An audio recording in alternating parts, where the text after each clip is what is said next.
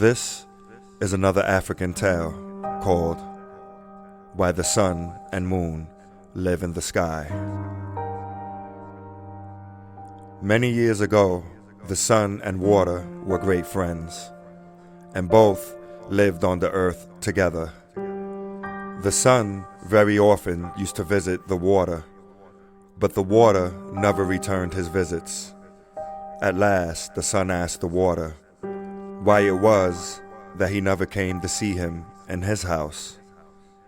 The water replied that the sun's house was not big enough, and that if he came with his people, he would drive the sun out. He then said, "If you wish for me to visit you, you must build a large compound. But I warn you that it will have to be a tremendous place,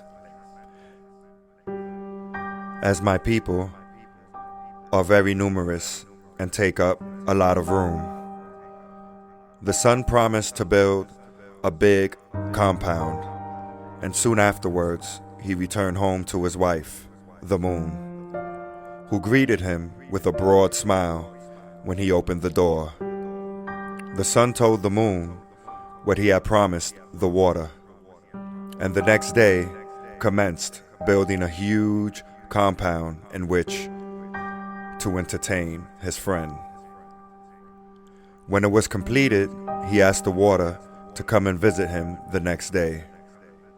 When the water arrived, he called out to the sun and asked him whether it would be safe for him to enter, and the sun answered, "Yes, come in, my friend." The water then began to flow in, accompanied by the fish and all the rest of the water animals. Very soon, the water was knee-deep, so he asked the sun if it was still safe, and the sun again said, "Yes." So more water came in.